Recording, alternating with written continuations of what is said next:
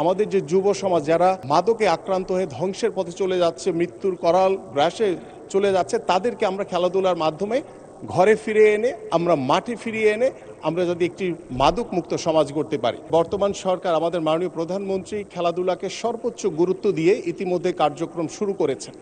তারই ধারাবাহিকতা ইতিমধ্যে আমরা খেলাধুলাকে পেশা হিসেবে প্রতিষ্ঠার লক্ষ্য নিয়ে আমরা জাতীয় খেলোয়াড়দেরকে বেতন কাঠামোর আওতায় ক্রিয়া ভাতা প্রদান করছি। পাশাপাশি আমাদের নতুন করে স্পোর্টস ইতিমধ্যে আমাদের আঞ্চলিক পর্যায়ে শেষ হয়েছে এবং আমাদের জাতীয় পর্যায়ে এই মাসের, আমাদের জুলাই মাসের 27শে জুলাই আমাদের মাননীয় প্রধানমন্ত্রী ফাইনাল রাউন্ডের সমাপনী ইনশাল্লাহ ঘোষণা করবেন এবং আশা করছি যে আমাদের 1 জুলাই থেকে ইতিমধ্যে দ্বিতীয় নতুন করে স্পোর্টসের কার্যক্রম শুরু হয়েছে। আমাদের অনলাইন রেজিস্ট্রেশন কার্যক্রম শুরু হয়েছে। ইনশাল্লাহ 1 সেপ্টেম্বর কিংবা আমাদের সেপ্টেম্বরের ফার্স্ট উইকে মাননীয় প্রধানমন্ত্রীর মাধ্যমে দ্বিতীয় আসর নতুন করে স্পোর্টস আমরা উদ্বোধন করব ইনশাল্লাহ। আমরা ইতিমধ্যে আমাদের সিদ্ধান্ত যে আমাদের এই অর্থ বছরে আমরা 10টি স্পোর্টস ভিলেজ নির্মাণ করব ইনশাল্লাহ এবং সেটি আমাদের 8টি বিভাগ এবং ফরিদপুর এবং কুমিল্লাকে ধরে আমরা 10টি অঞ্চলে 10টি স্পোর্টস ভিলেজ ইতিমধ্যে সিদ্ধান্ত হয়েছে এবং আমরা আশা করছি যে স্পোর্টস ভিলেজের মাধ্যমে আমাদের খেলাধুলার যে বিকাশ, সেই বিকাশটি আমরা সম্পন্ন করতে পারবো। কারণ তৃণমূল পর্যায়ে আমরা খেলাধুলাকে ছড়িয়ে দিতে চাই এবং খেলাধুলার মাধ্যমে আমরা চাই যে আমাদের ভবিষ্যৎ প্রজন্ম সুস্থভাবে গড়ে উঠুক। আমরা ডিভাইসের আসক্তি থেকে আমাদের সন্তানদেরকে দূরে রাখতে চাই।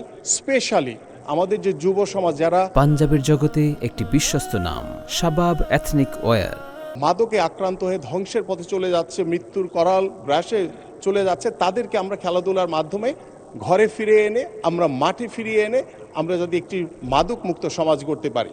এবং আমাদের মাননীয় সংসদ সদস্য যে প্রস্তাবটি রেখেছেন, আমি তার আগে সকল সংসদ সদস্য যারা রয়েছেন আমি তাদের উদ্দেশ্যে বলতে চাই যে ইতিমধ্যে আমাদের 125টি মিনি স্টেডিয়াম নির্মিত হয়েছে। যদিও বিগত সময়ের করা এটি নিয়ে কিছু প্রশ্ন রয়েছে, সেগুলোকে নতুনভাবে সংস্কার করার জন্য ইতিমধ্যে আমি সিদ্ধান্ত নিয়েছি এবং আমাদের দ্বিতীয় যেই চলমান 201টি মিনি স্টেডিয়ামের কার্যক্রম চলমান রয়েছে, এর ভিতরে প্রায় 40টির কাজ শেষ পর্যায়ে। আমরা ইনশাল্লাহ দ্রুত এগুলো উদ্বোধন করতে পারবো।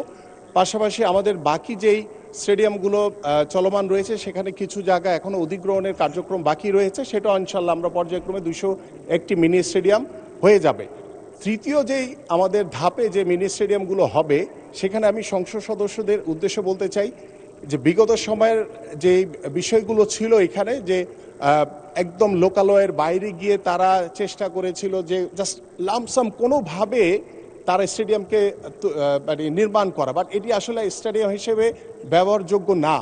তা আমি আপনাদের সহযোগিতা চাই। আপনারা যদি লোকালয়ের ভিতরে আমাদের যে তৃতীয় ধাপে যে স্টেডিয়ামগুলো নির্মিত হবে সেখানে যদি আপনাদের পরামর্শ, আপনাদের সহযোগিতা থাকে এবং লোকালয়ের ভিতরে হয়, তাহলে আমরা তৃতীয় ধাপের ইতিমধ্যে আমাদের প্রকল্পটি চলমান রয়েছে এবং আমাদের জমি অধিগ্রহণের কার্যক্রম চলমান রয়েছে।